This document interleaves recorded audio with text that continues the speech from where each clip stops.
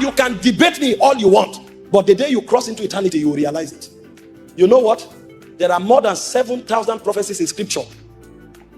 81% have been fulfilled with precision. So when the Bible speaks, listen. Paul was speaking in Ephesians chapter 6 from verse 10. And Paul opened us up to a battle that we never knew existed. Be strong in the Lord in the power of his might. Take on the whole armor of God, wherewith you are able to withstand the wiles of the devil. For we wrestle not against flesh and blood. And I said, hey, when did I get into a wrestling match? When was I invited? They don't invite you. You are born into it. So if you don't accept God, you will meet it with time. And when we talk like this, they say, oh, these Africans have come again. Because we think all the demons in the world are in Africa. We accept that there are some demons in Africa and we are fighting them. But you don't know the one coming to your borders. Imagine if you came into Australia as an immigrant and then you look around, you say, I don't like the way they do election here. For me to be in Australia, they must change the election. That is too big for you, sir. That's the problem with humanity. See, people come now and they say, I don't like the way I was born. Okay? Yes, you.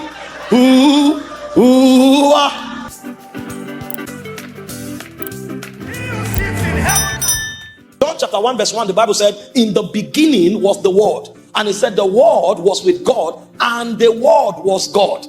The Word was with God and the Word was God. And in case you don't know what it meant and you assume it's a figure of speech, he went further to tell you, all things were made by him. Without him was not anything made that was made. So he was not just the Word, he is not just God, he is the God that created all things. And on the strength of that, he has the authority to place a demand on your life. If he didn't create you, maybe you would have had the right to say, no, I will do what I want. But he created you. So he had a blueprint. He had a pattern in his mind when he created you. When you were fabricated in the studios of eternity, something was designed in the heart of the creator.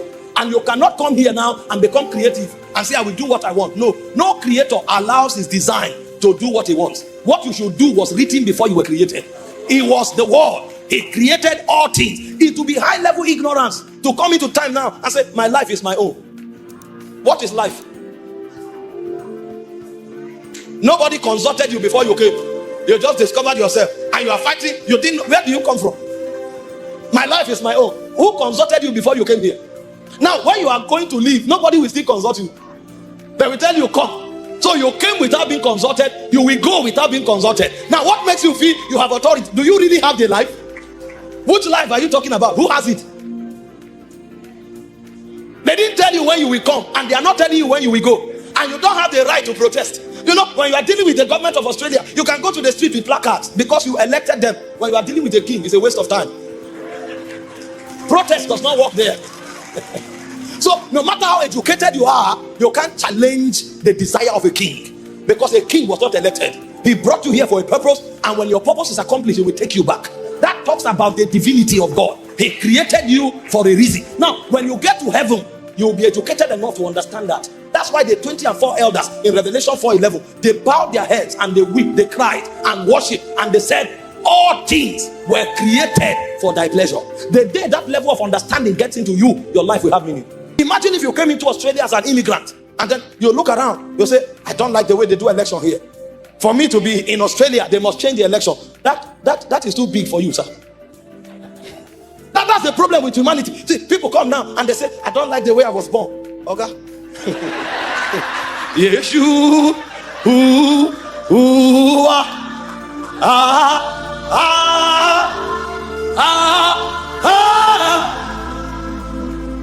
You can't come to Australia and then you say, I don't like where the state capital, the capital of the country is. Move it from Canberra to Perth. No, that's not for you to decide.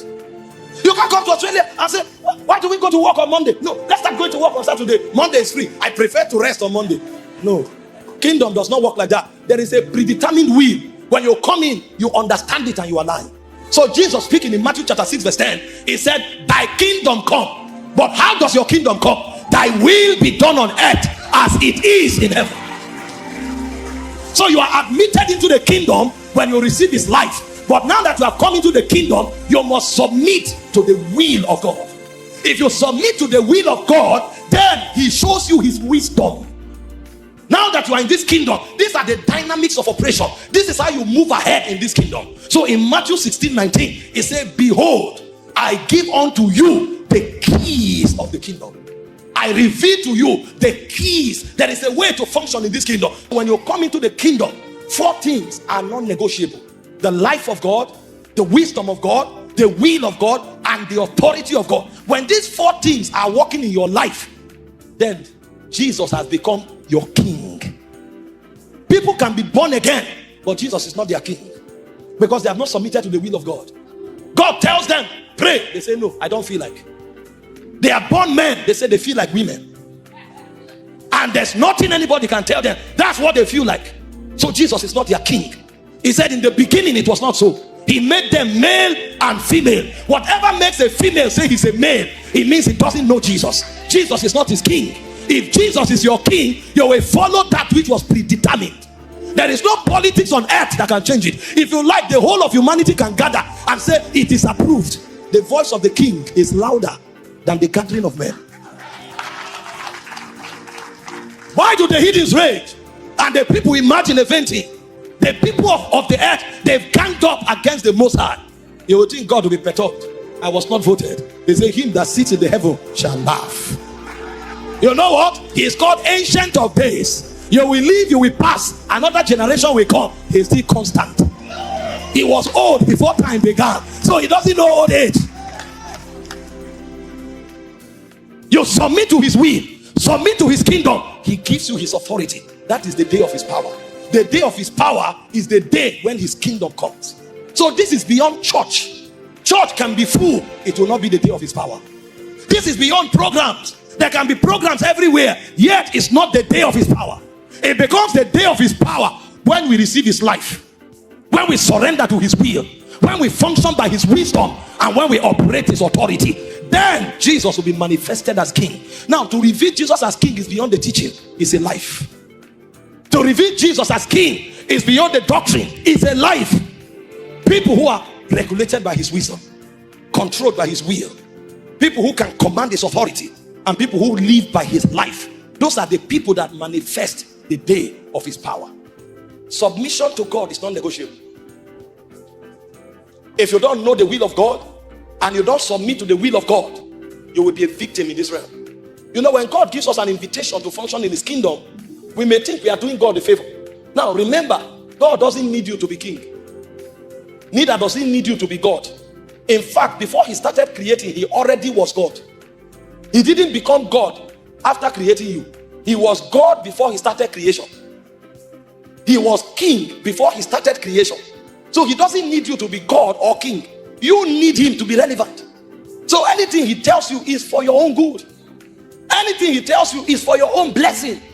He knows that's the only way you can live life to the full. But if you reject God, you will discover that the realm you are in is a realm of briars, of thorns. It's a realm of wickedness, a realm of treachery, a realm of demonic infestation. Paul was speaking in Ephesians chapter 6 from verse 10. And Paul opened us up to a battle that we never knew existed. Be strong in the Lord in the power of his might. Take on the whole armor of God, wherewith you are able to withstand the wiles of the devil. For we wrestle not against flesh and blood. And I said, hey, when did I get into a wrestling match? When was I invited? They don't invite you. You are born into it. So if you don't accept God, you will meet it with time. And when we talk like this, they say, oh, these Africans have come again. Because we think all the demons in the world are in Africa. We accept that there are some demons in Africa and we are fighting them. But you don't know the one coming to your borders. Every time I come to the Western world, I am shocked at the alarming rate of autism. And you think it's a sickness? It's an attack. The gates are porous. There are no more kingdom men who can say stop.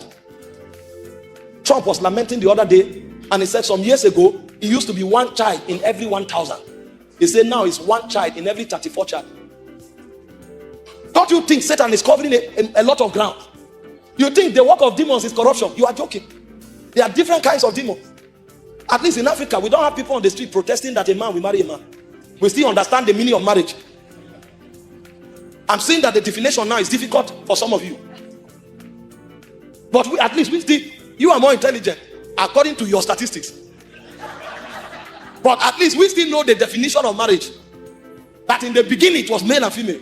Now they kill people in your world for saying such truth.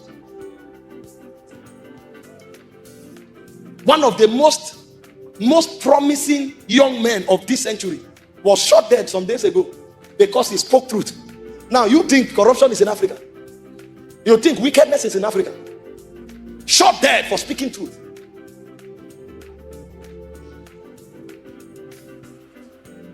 This is why men must rise that submit to Jesus. And when such men rise, the way you know it is that they have a slogan: if I perish, I perish. Because when you kill one, the man to rest on 100. You will regret that you killed them. In fact, their death becomes a greater witness than their lives. The young man that was killed lived for 31 years, but the witness of one day of his death is more than his 31 years life. Today, every part of the world has heard his message, and many have been converted. So the person who killed him facilitated his assignment on earth, because you can't kill the voice of a spirit. He was pregnant with the voice of a spirit. God was the one crying through him, because there was an abomination overtaking the land. A man who knew the will of God stood doggedly and defied death. They asked him some weeks ago, what if you die? He said, I want to be remembered for my courage, for standing for my faith. If that kind of Christianity does not return, we will not see the days of his power. So the likes of Charlie Kirk must rise from Australia. Men who are dogged in submitting to the will of God. If I perish, I perish. We lack such believers. Church is full, but you can't find men. May the Lord number you among the agents of his kingdom. I give you two examples of submission, and then we round up. Number one, Jesus himself modeled submission. Matthew 26, verse 40 to 42. Jesus shows up and speaks to his disciples and says, truly, the spirit is willing, but the flesh is weak. He said, pray that you fall not into temptation. And Jesus goes to pray, and Jesus prays after this manner. He said, Father, if it were possible, let this cup pass me by. He said, yet not my will, but thine. That's how kingdom works. You come to a point where you say, yes, Lord, you gave me free will as a man, but I choose to submit my will for your will. In fact, I teach my people, worship is not a song. You can worship through singing, but worship begins at the point where you surrender your will for the will of the Father. You can never be an agent of this kingdom and manifest God's authority if you don't come to that point where you submit your will for the will of God. It wasn't easy for Jesus. Bible scholars told us that his sweat was as thick as blood, a state of melancholy. Yet he knew that if kingdom will advance, only those who surrender their will can survive. No wonder Jesus said, except the corn of wheat falls to the ground and dies, he said it will abide alone. We cannot advance God's kingdom unless we cry like Jesus, thy will be done on earth. Have you found God's will for your family? Have you found God's will for your life? Have you found God's will for your nation? If you have, to what extent do you drive to fulfill that will? It is our surrender to God that makes his power visible through us. If we can't surrender to him, we can't advance God's kingdom. Today, church has been so watered down, and because we want everybody to come to church and to stay in church, we even watered the doctrine down. So from January to December is prophecy. A fornicator is being prophesied to, and that fornicator can testify how good God is, but God has not been good enough to break the power of fornication. Murderers, liars, people full of compromise. Church is full on Sunday, but government is bad. Church is full on Sunday, but market is bad. The question is, what have they been hearing? The kingdom has not yet been preached. And you can debate me all you want, but the day you cross into eternity, you will realize it. You know what? There are more than 7,000 prophecies in scripture. 81% have been fulfilled with precision. So when the Bible speaks, listen. You must come to that point where you have a conversation with Jesus and say, give me your life and I surrender mine. That's where the journey of kingdom, as far as the will of God is concerned, begins from. Where you tell yourself, like Paul, Galatians 2:20, the life I now live in the flesh, I live by the faith of the Son of God that gave himself for me. I'm no longer powered by flesh. I'm powered by the life of the Spirit. The Bible said, as many as received him, to them he gave the right, John 1:12, to become the sons of God. God is still giving birth to children, but those children are those that surrender their lives and receive his own life. The Bible says, holy men of God spake as they were moved by the Spirit. The word are not just dead letters. It is the breath of the Almighty. It's the breath. It said, the words I speak to you, They are spirit and they are life. Now, when you submit to the word, you are going to discover that there are levels in the word. The first level is the written word, but the journey does not stop at the level of the written word. When you start dealing with the written word as captured in 1 Timothy 3:16, you now move from the written word to the living word. 1 Timothy 3:16 said, every scripture is given by the inspiration of God. The word scripture there is the word graphe. That's what perfects you. That's what instructs you. That's what corrects you. But the point comes when, as you deal with graphe, you move to logos. Then you now discover that beyond instruction, creativity is activated. Because logos speaks of the mind of God. It is logos that created the world. So graphe instructs you to take you to logos. In the beginning was the logos. The logos was with God, and the logos was God. All things were created by him. So you discover that what began like instruction now becomes wisdom. You are now ahead of your generation. You are wiser than your teachers. You become inventive. You become creative. And you are wondering, what happened to my brain? Your brain has been upgraded. The mind of Christ has been downloaded to you. So you start thinking like God. You start thinking like your maker. So it's not a disadvantage, it's an advantage. Thank God for the physics. Thank God for the chemistry. Thank God for the mathematics. Thank God for the anatomy. Thank God for the physiology. But there is also the mind of Christ. As you follow the word, you move from instruction to the mind of Christ. And the point comes, you become wiser than your age. People are confused, they speak to you, they have direction. People are weak, they speak to you, they are strengthened. And you are wondering, what's going on? You have entered the logos frequency. And it doesn't stop there. From the logos, it takes you to another level called the rema. It's a man shall not live by bread alone, but by every rema. Every rema. That's when the word becomes power. So submission is in levels. You submit your life, then you submit to the word. You begin with the written word. You graduate to the mind of God. Then you graduate to the voice of the Almighty. When it gets to the level of the voice of the Almighty, that's when you enter rulership. You too start operating like a king, because the voice of the Lord is upon many waters. When you hear him and you amplify it, nature will obey you. When you hear him and you amplify it, demons will obey you. When you hear him and you amplify it, circumstances will obey you. So our journey into kingship in the kingdom is a journey of submission. The logos is not the highest, the rema is the highest. But for you to get to the rema, you must begin with the graphe.